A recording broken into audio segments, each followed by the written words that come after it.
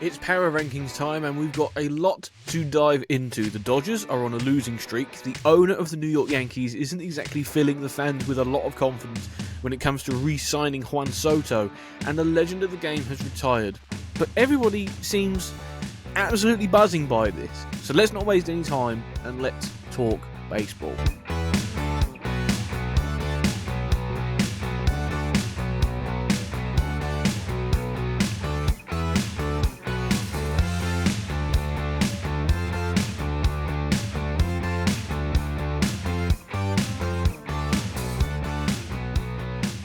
Good morning, good afternoon, and good evening, and welcome to this episode of Let's Talk Baseball. I'm your host, Tom Scholes, and today we are going through the power rankings of the Major League Baseball teams yet again. Fantastic time of the week where we just evaluate everything that's going on and kind of put into perspective what's happening with certain teams and where each teams are heading at the moment, the situation that they find themselves in, because I think that now we're heading into June. I'll say that again. We're heading into June, and what that means is we're coming up to All-Star break, the official halfway point of the season, and we are slowly drifting towards a time where these games are becoming more and more important, and they are no longer just games where these are leaving themselves out, or this is an anomaly, this will be gone soon. We're getting into the point where this is the trend, and where the cream of the crop, the creme de la creme, push themselves forward. They separate themselves from the chasing pack, or each division has their chasing pack sorted out, and everything along those lines. The worst teams really hunker down as they head into the trade deadline, looking at what pieces they can get rid of, what they can get back for them, everything along those lines. So it's really an exciting time, and it's the beginning of an exciting time within the game.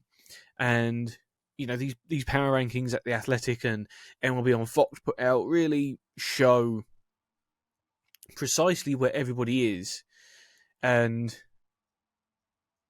as we will discuss later on, things can happen to almost derail the season and ruin essentially, and this is going to sound quite simplistic, ruin the vibe of a team before a season has even really managed to get into full gear. So, of course, number 30 of the 30, 29, 28, 27, 26, 25 are all exactly the same. It's the White Sox, it's the Rockies, it's the Marlins, it's the Angels, it's the A's, and it's the Nationals. They're just not. Season's done for them.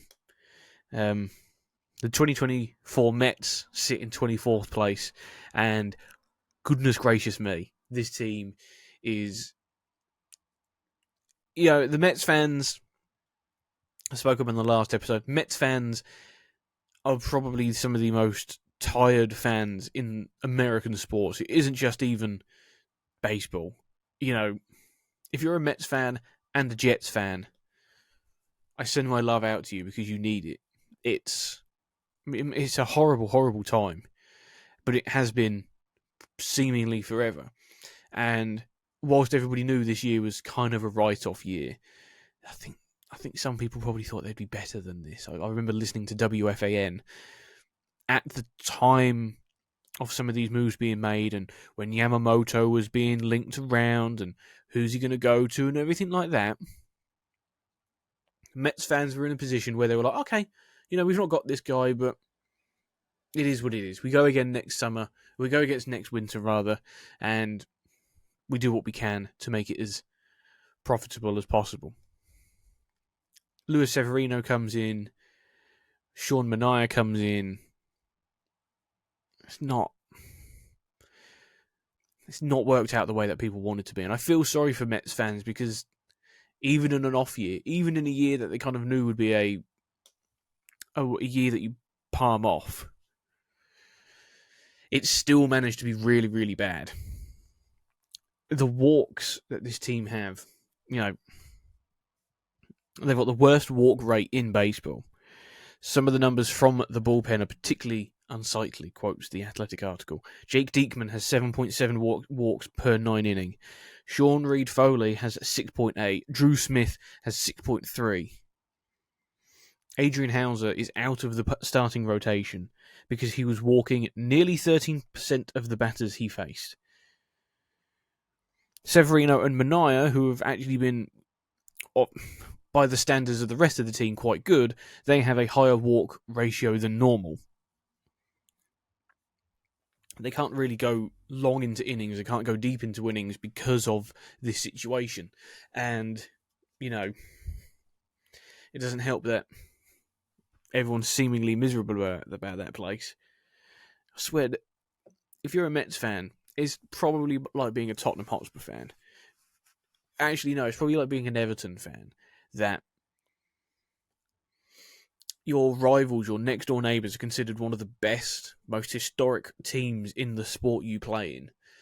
And yet you seem to come under every curse, come under every issue that pops up. And there's nothing really you can do about it anymore.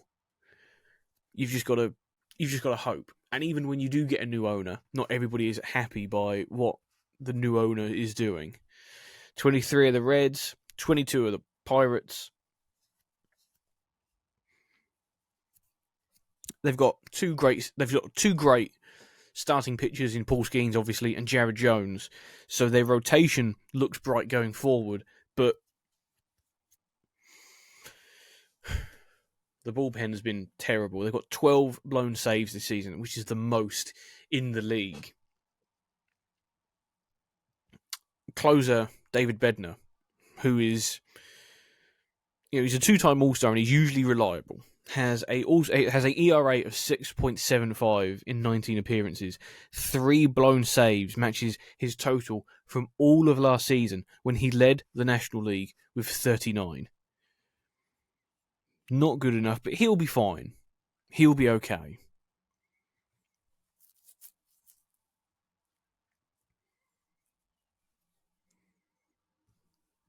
$21 of the Rangers, the reigning champion Texas Rangers, 25-29 record they have.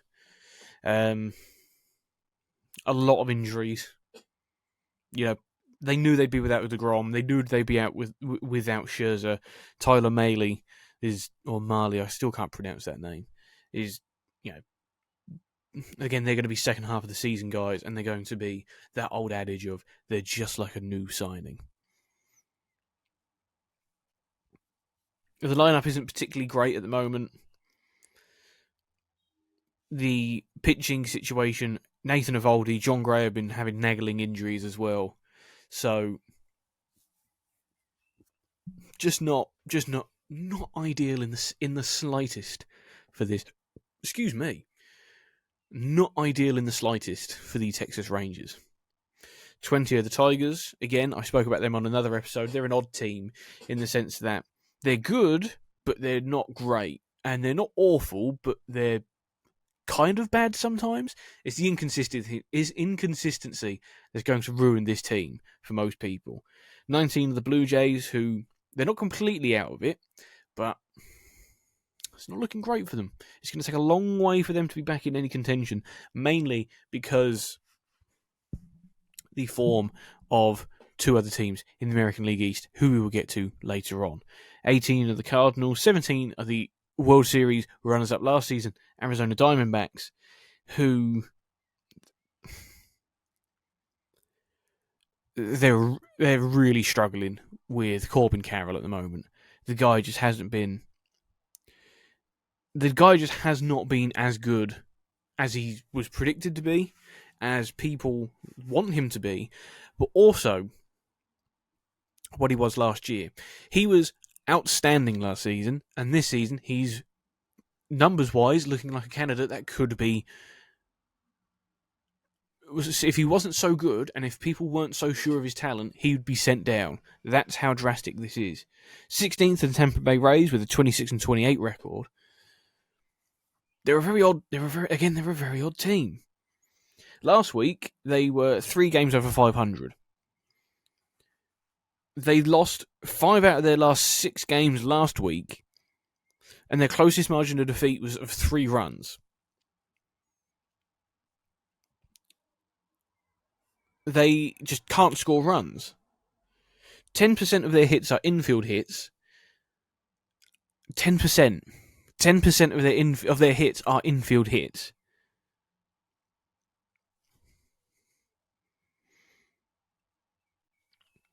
If you assume that they should be closer to the average team in this category and strip 20 singles from them, their collective flash line would be .224, .2298, .343, and their OPS would be 640.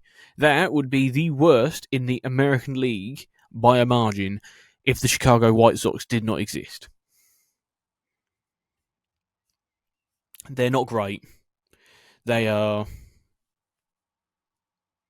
really struggling, and I think the expectation people had of them as this team that no matter what happens, they'll always be tough to play, competitive, everything along those lines, because that's what the Rays situation is like. Yeah, no. This is exactly what happens when the detractors and everything the detractors said happens. In the sense of, if you trade away a lot of players a lot of the times, this is eventually going to happen. You can't keep recreating magic if the magic that got you there is traded away. Eventually, people will be wise to it. People will be figuring you out. And I don't know if it's fair to say the Rays have been figured out as such, but they're not in a position that puts them anywhere close to the top of the American League East. Another team in the American League East is the Boston Red Sox. Easy for me to say.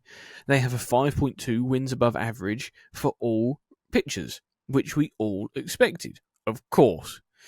But going back onto the Rays, they are in a situation that I think you'll find. I don't like using the term Moneyball because I feel like it's a term that has been used to death and is now being adopted by people that don't fully understand what it means. But the idea of Moneyball is you trade away an asset at the highest price you can to get 3 or 4 good youngsters who you can then develop in the trade. In the sense of trying to think of an example, a hypothetical example would be if the New York Yankees didn't re-sign Aaron Judge, and in fact the year before they were going to his contract was up, they traded him away for 3 or 4 guys, with the idea that you now have 3 or 4 top talents instead of 1 outstanding talent. The difference is, as we've seen this season, and as we saw for parts of last season when Judge was fit and not injured with a nasty toe injury, that 1 outstanding talent can be better than 3 good talents. And what I think the Rays have figured out is exactly that. They have traded away their players for far too long, and there's slumps from other players as well. But at some point, the wheeling and dealing will end, and the wheeling and dealing will grind to a halt, and you'll get into a situation where no longer can you be the bastion of modern-day Moneyball, because it doesn't really work. The problem with Moneyball and a Moneyball structure is there is a glass ceiling unless you spend money. And that is what the Boston Red Sox did years and years ago. John Henry was a massive fan of the situation, of the structure and the talent of Moneyball, and we see it across many other sports now. In the Premier League, you have a team like Brentford or Brighton who are doing Moneyball things whilst not being strictly Moneyball. They are the closest thing you have to Moneyball. But ultimately, they will always be outbid by the bigger teams. They will always have their star players taken by the bigger teams, whether it be Yves Bissouma, Leandro Trossard, Moises Caicedo, Ben White, all of these kind of players. They will always be taken by bigger teams. Marco Correa being another one. Ivan Toney's going to be another one. The difference is, at some point, those big boys who have the spending power are going to figure out what you do, and they're going to do it the exact same way, but with more money. That's what you see the New York Yankees do, where they will pick. They've literally got to a point now where they could pick up almost any bullpen pitcher. And because they have a good coaching system, and because they know the fans have the trust that they can recognise value in these pitchers, they can pick up almost anybody, and there is a confidence and almost an expectation that they will turn them into stars. That is what the Rays used to do, and it doesn't seem like the Rays are able to do that anymore, because other people have caught up to them. The same happened to the Oakland A's in the early to mid 2000s, where you can develop these players, but ultimately they're going to be taken off you by the big boys because they spend the money. And when they figure out what your formula is, they're going to do exactly what you do with more money. So I think the Rays, whilst I'm hesitant to say they're completely done for the next couple of years, I don't think the trajectory is good at all for them. As we said, the Red Sox are tied 14th with the Giants. Tied 12th, still with a losing record, is the Houston Astros. And as the piece in the Athletic says, reports of the Astros' demise were greatly exaggerated, and they're just a hot week away from the top of the American League West. Of course, here's an artist's conception of what the AL West is like this season. And if you haven't read the article, I will take great pleasure in explaining exactly what it looks like. On a green sofa, in a rundown house, on the left is one of the Bouvier sisters. On the right is a Hans Mole man in a tuxedo with loads of little Hans Moleman kids running around, bumping into each other, aimlessly, without a clue what to do. The American League West is a mess. And the fact that the Houston Astros can be so bad for a large part of the season and still actually not be that far off leading the American League West says everything you need to know. The Mariners lead the West with 29 and 26 record. They are 3.5 games ahead of the of the Rangers, who have a 25 and 29 record. That is not good at all. And the Astros are not a good team right now. But what do we know about the Astros? Never, ever, ever, ever, ever, ever, ever write off these damn Astros. They always find a way. They always find a way to strike when the iron is hot. Whether that be at the trade deadline, whether that be in the postseason, they'll always find a way. They're not good, but they're certainly not awful. They're tied at 12th with the Chicago Cubs. 11th are the San Diego Padres, who, tell you what, Luis Arias is bloody good, isn't he? 10th is the American League West leading Seattle Mariners. 9th is the Twins. 8th is the Brewers, who beat the Chicago Cubs last night in the Craig Council Derby. 7th, the Kansas City Royals. They're good. They're very good. Some people predicted it. There are going to be a lot of people who are smugly sitting there going, ha ha, I told you this was going to happen. But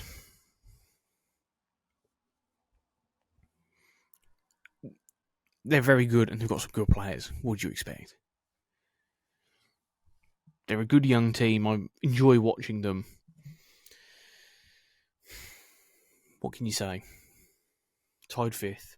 We're going to bring the tone down a little bit here. Tied 5th in the rankings alongside the Cleveland Guardians are the 30 and 21 Atlanta Braves. And the reason why my tone has gone down a bit here is because Ronald Acuna Jr. is out for the year. Another ACL tear, his second. Last year, the man was sensational. Last year, the man just...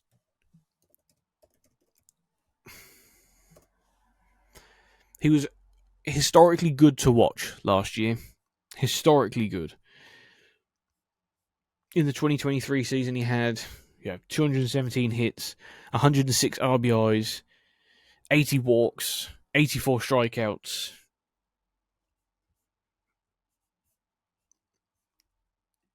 And we're done with him for the season. He's out. He's done.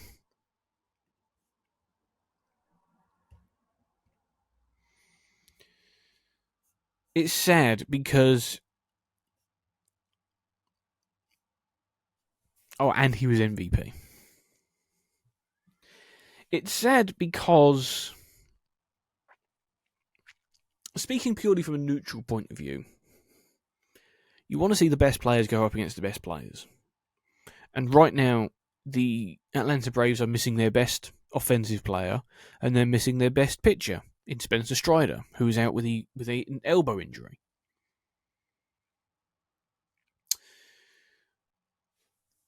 As if you were looking at this purely from the aspect of how does it affect my team, Well, if you're the Dodgers, or if you're the Yankees or the Orioles or whoever has World Series hopes, you're looking at this situation and going, not delighted that the fella's injured, but you're delighted that the Braves are weaker. And I think that's the difference. You're not happy that the man is injured, but you are pleasantly pleased that a strong lineup has gotten ever so slightly weaker. But as a neutral, as a person whose team may not be in the World Series,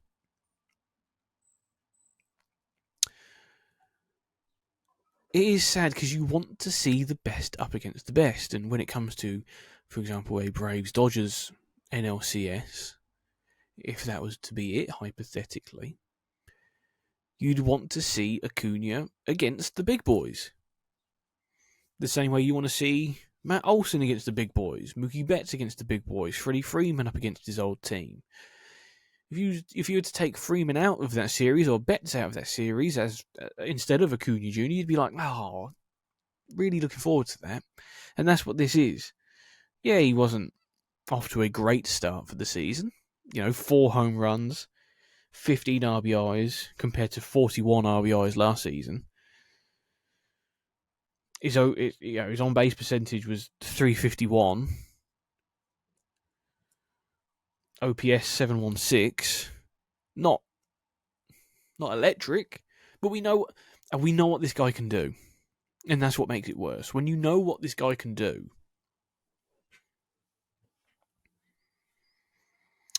it makes you look and just think, oh, you really want him to be, in and around it so you can watch it happen. The rotation has done as well as can be. Max Fried has recovered from a poor start. Chris Sale is old Chris Sale, which I'm glad is out of the American League. Charlie Morton's Charlie Morton again. I know this is simple to say, but the guy can keep going and going and going. I think what a lot of people have done is they've seen the injuries that have happened and they've kind of written the Braves off. And I get it. You suffer 2 injuries like that, naturally people are going to be like, raising the eyebrow, doing the Dwayne The Rock Johnson, Carlo Ancelotti eyebrow. And I get it. It happens to any team. But this is still one hell of a club, one hell of a lineup, with a lot of very good players in it. Don't rule them out. They'll probably still come out of the National League. 4th is the Orioles, 34-18, very good team, maintaining their level of just pure consistency. Yes, they might not be leading the American League East at the moment, but they're maintaining a level of consistency that means they will not go away. And it's going to be a straight shootout between the Yankees and the Orioles. It's going to be them series when they come into, if it stays to this, and those series later on in the season are going to be incredible to see, because there'll be 2 top teams slugging it out against each other. Because you've got the Orioles who have 77 home runs, the Yankees have 81, but no team is better at hitting for extra bases this season than Baltimore. Their hard hit rate of 42.7% ranks first in the American League. Their average exit velocity is 90.1 miles per hour, which ranks first in the American League. Their average bat speed of 72.5% ranks amongst first in the American League. They're a fantastic team who have seemed to have cracked the formula of not just home run hitting, but of hitting for extra bases and hitting hard as well. This is one hell of a team that is not going away anytime soon. Wow, it's going to be fun to watch them. Number 3 are the Dodgers. 6 consecutive losses. At the most, 6 consecutive losses for the Los Angeles Dodgers puts them at a record of 33-32. Yes, they're still fine. Yes, they're still good. And as Freddie Freeman said, it's baseball. But they've just been swept by the Cincinnati Reds. And I can understand why some fans would panic. But Hear me out, okay? The offense and the lineup can still demolish a starting pitcher at a moment's notice. When everything clicks, Betts, Freeman, Otani, Muncy, fantastic players. Teoscar Hernandez, superb player. They can beat any opposing pitcher when they want to on their day.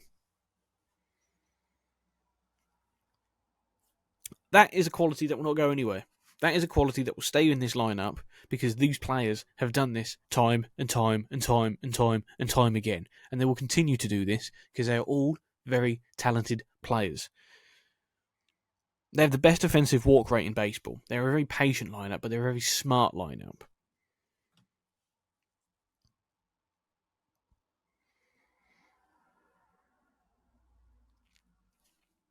When you've got players as the aforementioned Betts, Freeman, Otani, and on the mound you've got Walker Buehler back, Tyler Glasnow, always enjoy watching him play. You've always got a chance to do very well. So yes, there might be people that are fretting about the Dodgers. Don't worry. You'll be fine. And you know that. Just keep the faith. You know? Telling Dodgers fans to keep the faith is just pathetic. It's like telling someone that goes to private school, you're going to have a good future, don't worry about it. Of course they will. They'll be fine. Number 2 in the rankings are the New York Yankees. They have the most home runs in Major League Baseball at 81. Of course they do. Alex Verdugo's been fantastic. Anthony Rizzo's done really well. Giancarlo Stanton's been a beast this season. But, of course, the 2 top spots remain for Juan Soto and Aaron Judge. Goodness gracious me. The team have also walked more times than any other team in the American League. Then they are 30 walks ahead of second place. The difference in hitting from last season to this season is drastic. I'm a massive fan of what the new coaches have done, and I'm a massive fan of the patience that these players are showing. It also is a testament to Brian Cashman's ability to rebuild a team with a handful of pieces. Anthony Volpe has developed very well. Anthony Rizzo and Aaron Judge have both come back from injuries.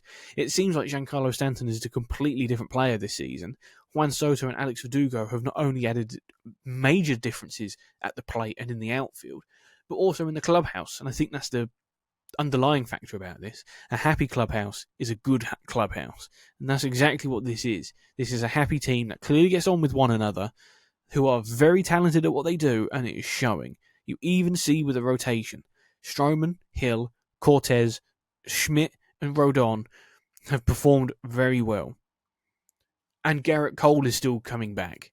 There's still a Garrett Cole incoming, making this rotation better. The only question is who does he replace? And then you have to think about it this way. Garrett Cole comes back into the starting rotation and dislodges one of those guys. If you're looking at ERA at the moment, it's Nestor Cortez Jr., but my money is on either Clark Schmidt or Lewis Hill that goes into the rotation. You've then added another very good pitcher to an already talented rotation that at the moment isn't performing at the level it should do. However, as we mentioned earlier on, the trust that the fans have in Matt Blake and the trust fans have in the organisation to find pitchers like this, to add to the rotation at the trade deadline, means that it is going to be a nasty team for anybody to face. And the most important thing in the playoffs is pitching. If you can refrain from using your bullpen as much as possible and stop the other team getting looks at your bullpen pitchers, you're onto a winner. And so far, I like what I've seen from the rotation of the Yankees. However, the only blot that's kicking about for the Yankees is what Hal Steinbrenner has said about Juan Soto.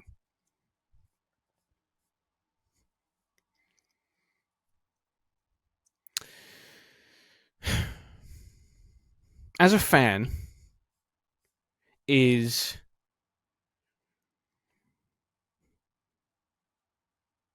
annoying to hear things like this because it feels unnecessary.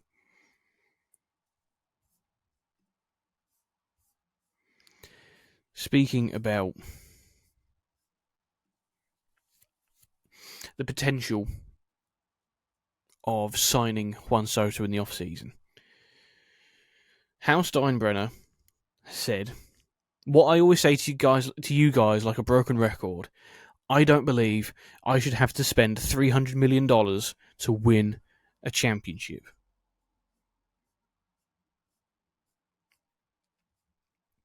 Look, I'm going to be honest.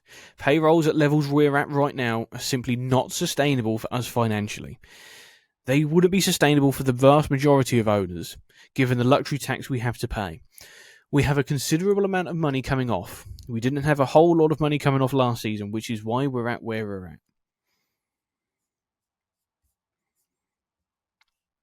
Let's let's hypothetically put out there what would happen if the Yankees were to sign Juan Soto for $41 million a year. 13-year, $553 million. You would have Juan Soto at $41 million, Aaron Judge at $40 million, Garrett Cole at $36 million, Giancarlo Stanton at $32 million, Carlos Rodon at $27.83 million, Marcus Stroman at $18.5 million, DJ LeMahieu at $15 million, Aaron Hicks $9.79 million, and Anthony Rizzo with $6 million, meaning it would be a total of $22 million. I'll say that again. It would be $226.12 million. The Yankees have a $17 million club buyout option on Anthony Rizzo in 2025. If declined, he will be owed a $6 million buyout. If they choose to pick that up, the Yankees, it would put the hypothetical payroll to $237 million.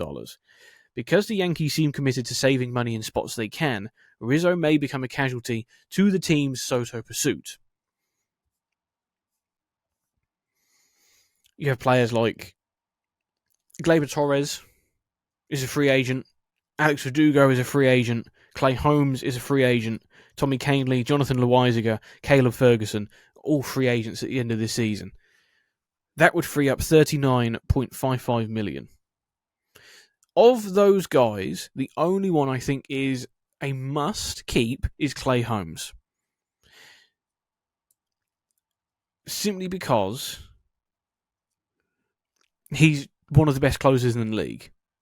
And the closer market doesn't seem to be as deep as once was.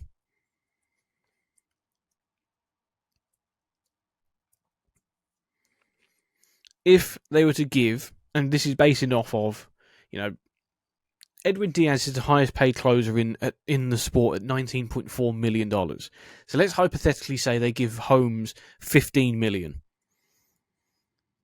And they gave Soto the $41 million. That would put the Yankees' payroll at $24 million. $241 million. I can't read. Alex Verdugo's probably gone. As much as I like him, as much as I think he's performed very well, he's probably gone because you've got Jason Dominguez coming back and Spencer Jones is knocking on the door. Gleyber Torres, that's a question mark to me. I think a lot of people would be fine with him going.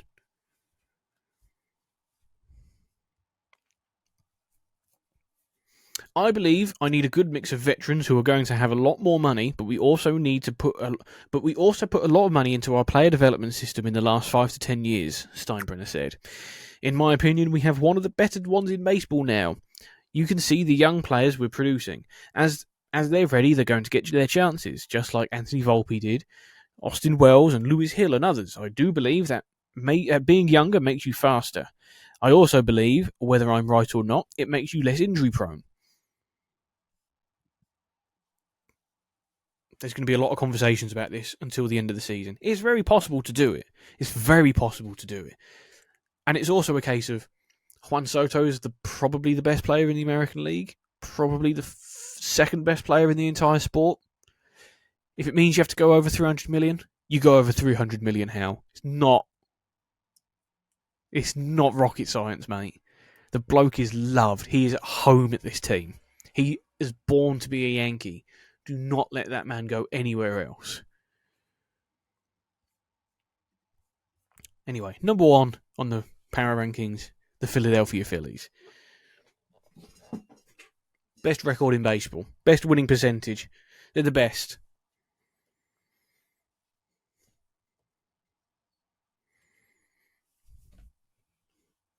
if you're going to pick a team to come out of the National League at the moment, it's your Phillies. And before we end this, I want to get onto one more topic. Angel Hernandez has retired. The man was criticised seemingly every time he took the game. He's retired immediately. Now, a lot of people seem to be happy about this, and I understand why. The guy is irritating when he's umping your team. He's clearly not talented enough. And he said he wants to spend more time with his family. Last summer, Hernandez lost for the second time a racial discrimination lawsuit against Major League Baseball. Hernandez sued in 2017. He alleged he was discriminated against because he had not been assigned to the World Series since 2005 and had been passed over for crew chief. He served as interim crew chief from 2011 to 2016. Without getting into the logistics of a lawsuit I know nothing about, if Angel Hernandez feels this way, he feels this way. If that's a lawsuit he wants to put forward, that's a lawsuit he wants to put forward. The long and short of it is the guy was not a good umpire. However, we could sit here and celebrate and cheer that the unanimously known worst umpire in baseball has gone. And I get that. But my immediate thought was, immediately? He's immediately retired? He's not waiting until the end of the season. He's immediately gone. It then sparked off a second thought of, I hope something bad isn't happening to him that has forced his hand to retire.